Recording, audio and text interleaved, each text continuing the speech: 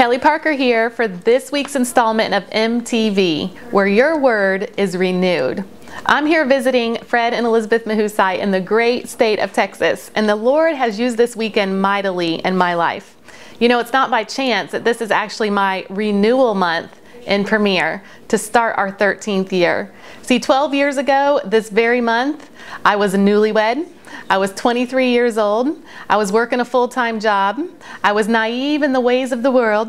I did not have any children, and I did not know a single thing about jewelry. In the meantime, from then to now, in the past 12 years, I had our first son, Ian, I had our first child, Ian, which included a ride to the hospital in an ambulance. Then following, we had Lainey 20 months later, but she came 9 weeks early, which included a 24-day stay in the NICU.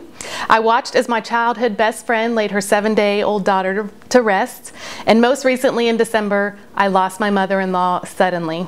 See, Hank and I like to refer to this as life. It happens to everyone, and it happens every day. And I'm sure that you watching this have your own life that has happened in the past 12 years for you too. See, the Lord revealed to me this weekend that I needed to be renewed in several areas as a result of living life every day. The first area was a renewed joy for Premier. This part of my trip this weekend is Elizabeth scheduled a home office tour. Now, I've been to the home office many times, and so I thought, oh, well, that was nice of her so that the new jewelers that she has out here could come along. Well, what I didn't really know was that that home office tour the Lord was going to use to renew my joy for Premier. One of the highlights is that Andy Horner himself was in the office, and there were just 5 of us on the tour, and we got to spend some just quality, sweet time with him. And what he told us was the same thing that he's been telling us for the past 12 years, that we matter, that Premier is a great company, that we're still changing lives all over the world, but that if just one life was changed, it has been totally worth it.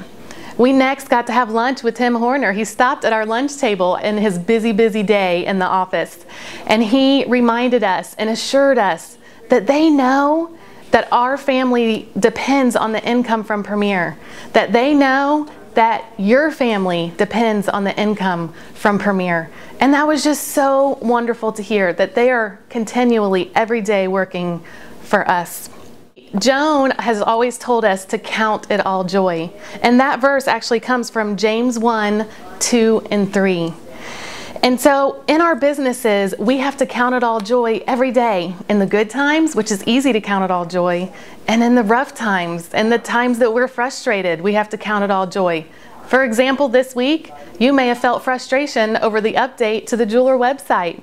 Well, Tim assured us they are working around the clock to get that website totally worked out just for us so that we can continue our businesses. But what I was able to see is that because of the frustration with the website with some jewelers, I was able to connect with them this week.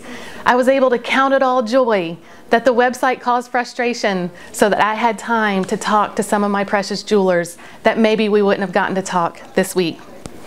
The second area of my life is that I needed a renewed desire to continue to grow personally.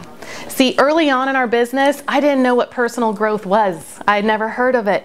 And early on, we had success, and we had promotions, and we had accolades. We achieved 4 diamond in just 5 years, which was very quick back then. But I didn't know how to lead. I didn't know how to help people. I'd never heard of the words personal growth. And Elizabeth shared with me what that meant, and she showed me what that looked like.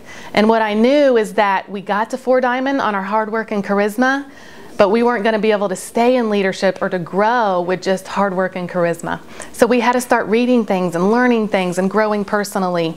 And so what I know now, 12 years later, is that personal growth is not a one-time event. It's an ongoing, everyday, never-ending process to learn how to be better and learn how to serve more and learn how to lead yourself and to lead your people. And so if you're wondering, where do I start with personal growth? I'm like you, Kelly. I've never heard of those 2 words together before. Where do I start? Well, my mama in Premier, Julie Colburn, asked us if we wanted to be part of a mentoring group this year where we have every other week conference calls. And so the book that we're reading is written by John Maxwell. and it's called The 15 Invaluable Laws of Growth. And so I would recommend to start with that book. It really explains what personal growth is. It helps you to understand. It helps you to look inwardly about areas in your life that you need to change. And it's already helping me tremendously. And we're only on chapter 2. Another book that has really impacted my life that I started reading last fall is Jeff Olson's The Slight Edge. And in that book, he says that if you will read just 10 pages of a book each day, within a year, you will have read a dozen books. I was like, wow, 10 pages a day, I can totally do that. Can you do that? But see, here's the question. What types of books are you reading? See, I want to encourage you to ask yourself, where are you feeling challenged just this week? And start learning more about it. For me, this weekend, where I had been feeling challenged, and what really came to me this weekend is in my parenting.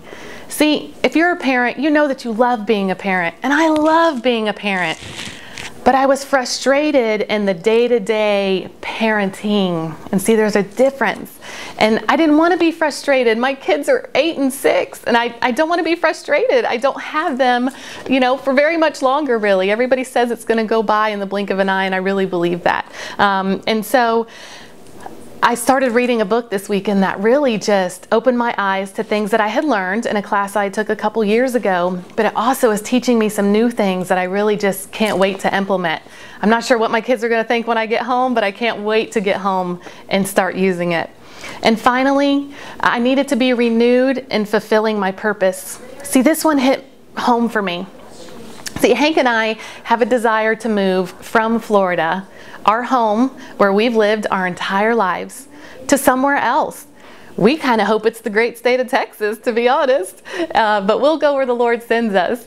And what I've been focused on for the past 2 years, I don't think it's by chance that it's been 2 years this month, our renewal month, that I've been so focused on the move, and if we're going to move, and when we're going to move, and where we're going to move, and how I'm going to feel about moving, and how my family's going to feel about moving, and how I'm going to feel when I get to where we're moving.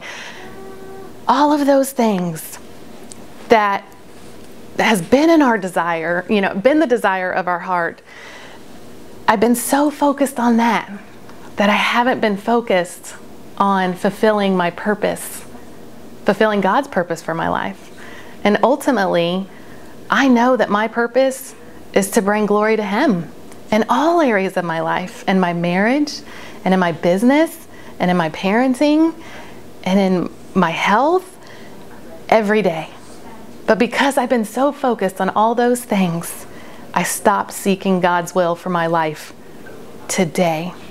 See, it's going to be hard for me to live out my purpose today if I'm too busy worrying about tomorrow. So I'm excited to get home so that I can live in the joy of today, so that I can continue growing personally, so that I am able to fulfill my purpose. So my challenge for you this week is to count it all joy, to challenge yourself to grow personally so that you too can fulfill God's purpose for your life. And we will see you here next week on MTV.